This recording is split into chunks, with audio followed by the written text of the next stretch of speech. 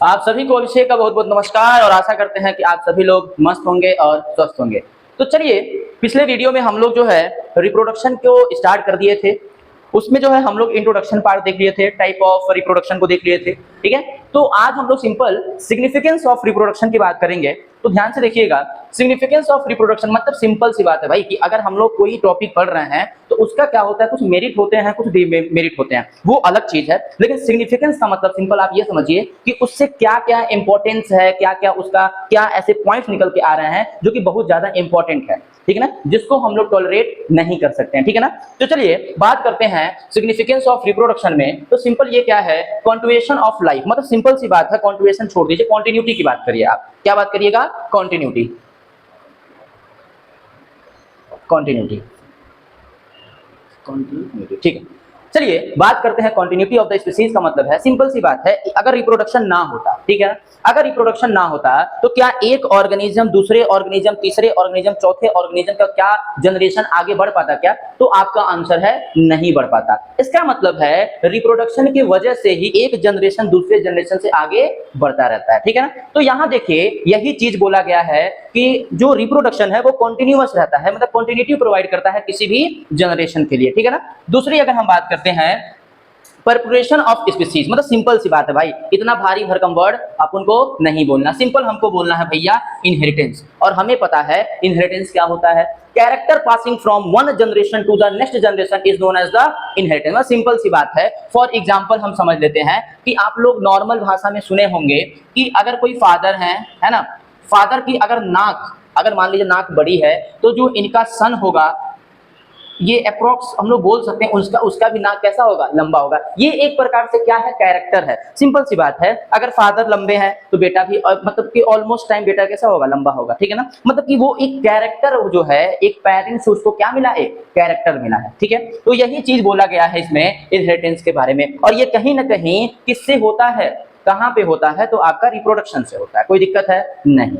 चलिए आगे बात कर लेते हैं हम लोग रिप्लेसमेंट के बारे में। जैसे सिंपल सी बात है यार कि मान लीजिए एक कोई फैमिली है ना, इस फैमिली में ग्रैंडफादर हैं, ग्रैंड मदर हैं, ठीक है, इनके सन हुए, ठीक है, फिर इनकी शादी हुई तो वाइफ आई, ठीक है ना। मतलब कि ये एक जनरेशन, मान लीजिए F1 जनरेशन है, ये F2 जनरेशन है, ये F3 जनरेशन है, ये F4 जनरेशन, ऐसे कॉन्टिन्यूअस जो है पूरा जनरेशन आफ्टर जनरेशन आता रहेगा। लेकिन हम लोग यहाँ बात करते हैं क्या ये जनरेशन आया और आफ्टर सम टाइम क्या ये जनरेशन खत्म नहीं हो जाएगा, हो जाएगा, डेथ हो जाएगी, ठीक है।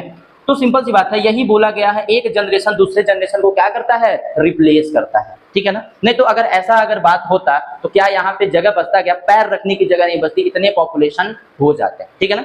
चलिए बात करते हैं हम लोग पॉपुलेशन कैरेक्टरिस्टिक्स के बारे में। पॉपुलेशन कैरेक्टरिस्टिक्स के बारे में सिंपल सा मतलब है इसका कि इसमें आपको देखने को मिलेगा वेरिएशन। क्या देखने को मिलेगा, वेरिएशन देखने को मिलेगा। सिंपल सी बात है कि अगर हम हैं, है ना, हम हैं तो मेरा कोई कैरेक्टर अलग होगा, कोई दूसरा पर्सन है उनका कोई कैरेक्टर अलग होगा, कोई तीसरा पर्सन है उनका कोई कैरेक्टर अलग होगा। मतलब कि इस पूरे पॉपुलेशन में सबका कैरेक्टर क्या होगा, डिफरेंट होगा, ठीक है। तो यही बात इसमें बोली गई है। वेरिएशन की बात करते हैं। वेरिएशन का मतलब क्या होता है, ध्यान से समझिएगा। वेरिएशन का मतलब है changes seen in offspring is known as the variation. क्या बोले हैं, चेंजेस सीन इन ऑफस्प्रिंग। मतलब सिंपल सी बात है यार कि अगर मान लीजिए ये फादर है और ये सन है ना, तो ऐसा नहीं होगा इनका एकदम डुप्लीकेट बन जाएगा, ऐसा नहीं होगा कि इनका एकदम डुप्लीकेट बन जाएगा। कहीं ना कहीं कुछ ना कुछ क्या होगा, वेरिएशन होगा, कुछ ना कुछ इसमें क्या होगा, वेरिएशन होगा, इसमें कुछ ना कुछ चेंजेस होंगे, कुछ अलग प्रकार से वो दिखेगा। इसी को क्या बोलते हैं, वेरिएशन बोलते हैं, ठीक है ना।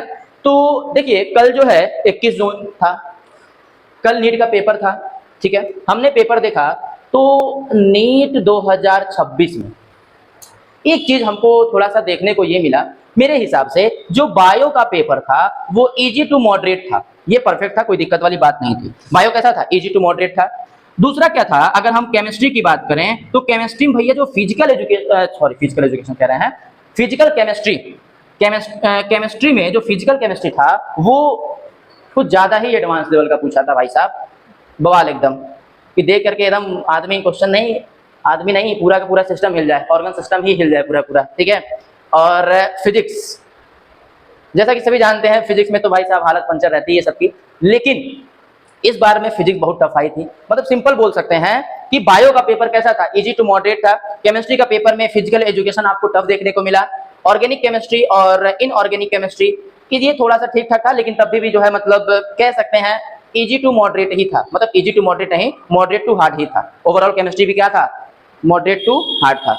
फिजिक्स की अगर हम बात बोलें तो भाई साहब फिजिक्स तो तगड़ा फिजिक्स था, और इसमें आपको देखने को मिलेगा खतरनाक वाला, मतलब कि समझ लो कि हार्ड पेपर था, सिंपल सी बात है। ओवरऑल देखा जाए तीनों सब्जेक्ट मिला करके तो मेरे ख्याल से कट ऑफ बहुत कम जाने वाला है। रीजन क्या है, फिजिक्स ही एक ऐसा सब्जेक्ट है जिसको जो क्या करता है कि स्कोर बढ़ाता है और एकदम से नीचे भी गिरा देता है, ठीक है।